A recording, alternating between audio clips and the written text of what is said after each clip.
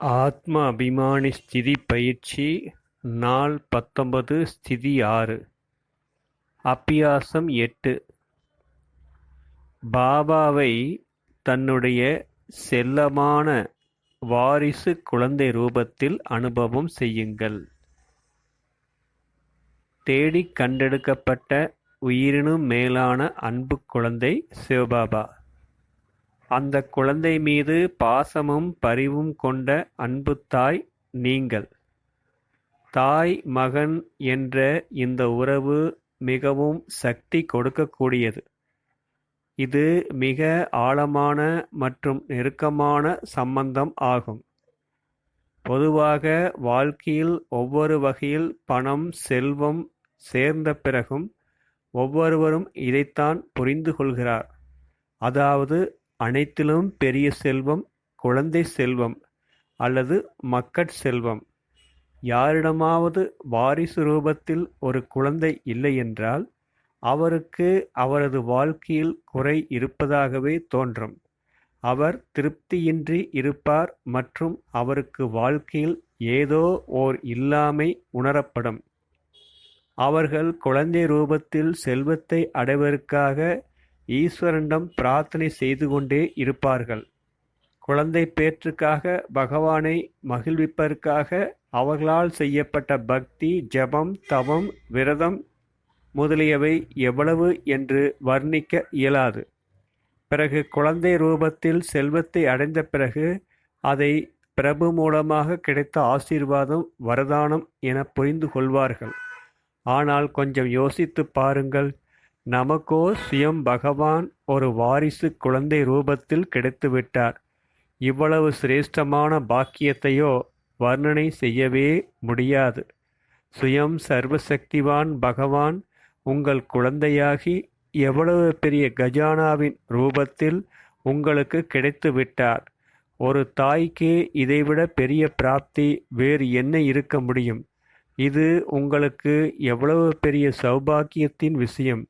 ஒரு தாய்க்கு தன்னுடைய குழந்தை மூலமாக அநேக சுகம் கிடைக்கிறது மற்றும் உங்களுக்கோ சுயம் சுகக்கடல் குழந்தை ரூபத்தில் கிடைத்துவிட்டார்.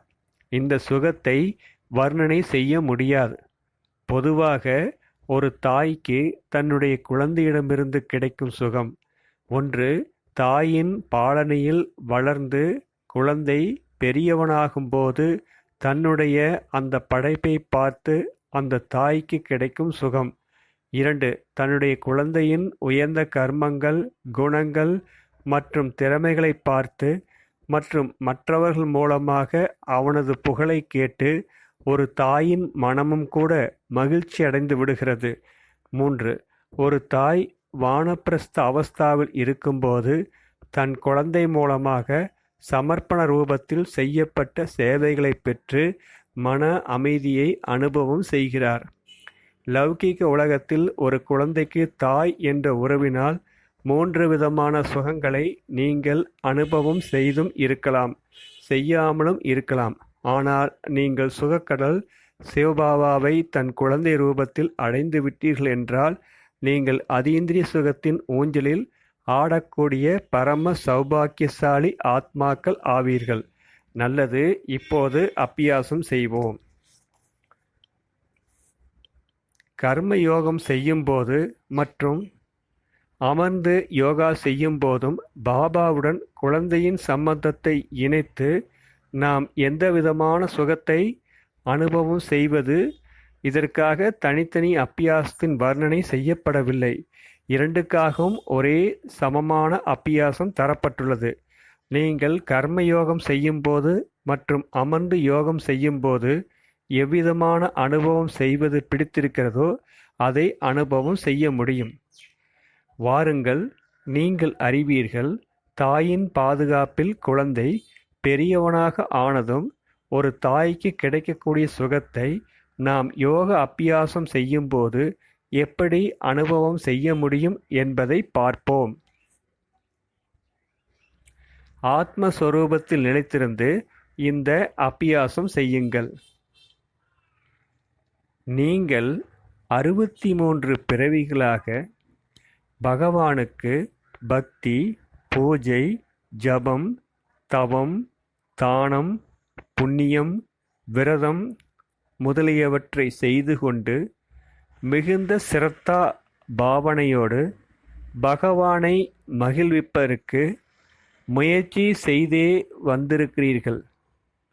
நீங்கள் செய்த பக்தியின் பலன் சொரூபமாக வரதான ரூபத்தில் சுயம் வரதாத்தா பகவான் உங்கள் நற்புத்திரன் ரூபத்தில் ஜென்மம் எடுக்கிறார். தனக்குத்தானே இந்த உணர்வை கொடுங்கள். அதாவது உங்கள் அநேக ஜென்மங்களின் தபஸ்யாவின் பலன் சொரூபமாக சுயம் பகவான் உங்கள் புத்திரனாகி வந்துள்ளார். அனுபவம் செய்யுங்கள். உங்களுடைய இந்த குழந்தை அனைவருடைய மனதின் மோகத்தை பெறுகிறார். அவரது திவ்ய ரூபம் எல்லையற்ற பிரகாசத்தால் நிரம்பி மிகுந்த ஒளி மயமாக உள்ளது. அவர் சர்வ சக்திகள் மற்றும் சர்வ குணங்களில் கடலுக்கு சமமாக இருக்கிறார். தனக்குத்தானே அனுபவம் செய்வியுங்கள். நான் எவ்வளவு சௌபாக்கியசாலியான தாயாக இருக்கிறேன். சுயம் பகவான் எனக்கு குழந்தை ரூபத்தில் கிடைத்துள்ளார். இந்த சுத்த அபிமானத்தின் நசாவில் பரமானந்தத்தின் அனுபவம் செய்யுங்கள். முழு உலகத்திற்கும் நன்மை செய்பவராகிய பகவான் உங்களுடைய பிரியமான செல்லமான குழந்தை ஆகிவிட்டார். அந்த மாதிரி யோசித்து ஆனந்தம் அடையுங்கள். நீங்கள் உங்களுடைய இந்த குழந்தையை மிகுந்த செல்லமான அன்போடு பாலனை செய்யுங்கள். உங்கள் குழந்தைதான் உங்களுடைய உலகம். அவர்தான் உங்களுடைய சுவாசம். அத்தகைய பாசமிகு அன்னை ரூபத்தில் தன்னை அனுபவம் செய்யுங்கள். உங்கள் குழந்தையை உங்கள் மடியில் அமர்த்தி வையுங்கள் மற்றும் மிகுந்த அன்போடு அவரை என் செல்லமே, என் ராஜா குழந்தாய், என் அன்பே என்று கொஞ்சுங்கள். உணவு சமைக்கும்போது கர்மேந்திரியங்கள் மூலம் காரியங்கள் செய்யும்போதும் கூட அதிலிருந்து விடுபட்ட நிலையில் இருந்து மனதில் இந்த பாவனையை உருவாக்குங்கள். நீங்கள் உங்கள் செல்லக் குழந்தைக்காக உணவு சமைத்து கொண்டு இருக்கிறீர்கள். இந்த ஸ்மிருதியில் இருந்து கொண்டு உணவை தயார் செய்யுங்கள். உணவு சாப்பிடும்போது முதலில் உங்கள் செல்லக் குழந்தைக்கு மிகுந்த அன்போடு உணவை ஊட்டி விடுங்கள். உங்கள் குழந்தை உங்களை பார்த்து அடிக்கடி புன்சிரித்து கொண்டே இருக்கிறது. குழந்தையின் கள்ளம் கபடற்ற புன்சிரிப்பு மற்றும் மென்மையான கண்களை பார்த்து நீங்கள் அதன் மீது முழுமையாக பலியாகி விடுங்கள். அந்த குழந்தைக்கு அடிமையாகிவிடுங்கள். இந்த சமர்ப்பணத்தில் அதீந்திரிய சுகம், ஆனந்தம் மற்றும் குஷியின் அனுபவம் செய்யுங்கள். தன்னுடைய குழந்தையுடன் இவ்விதமாக ஆன்மீக உரையாடல் செய்யுங்கள்.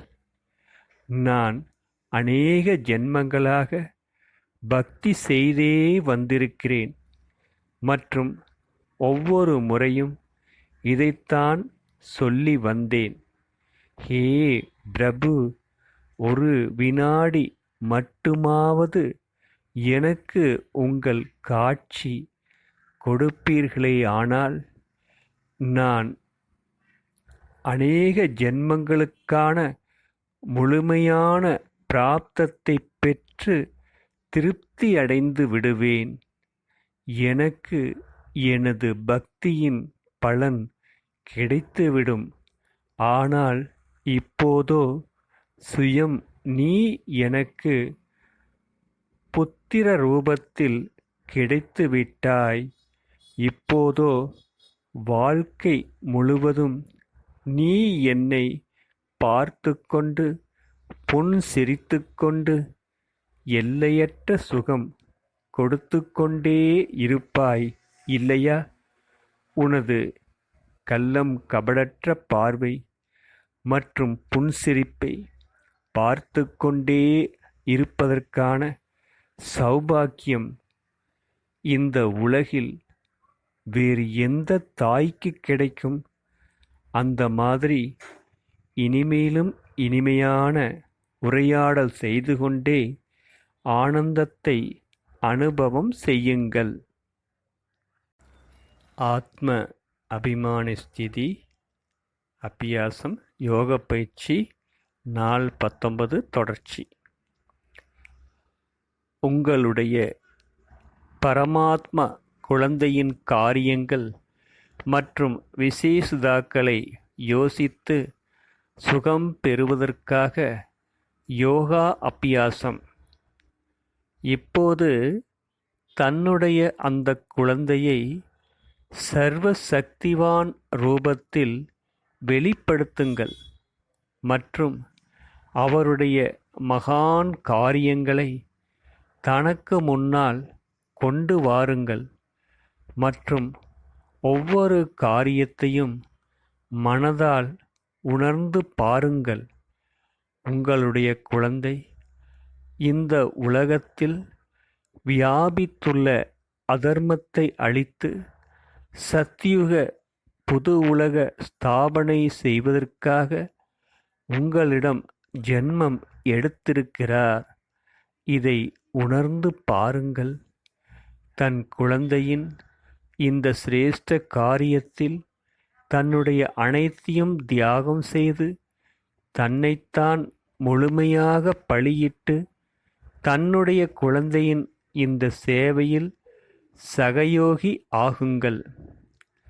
அவர் மூலமாக நடந்து கொண்டுள்ள இந்த மகான் சேவையின் முன்னேற்றத்தில் அவருக்கு துணையாகி தனது பூர்ண யோகதானம் கொடுங்கள்.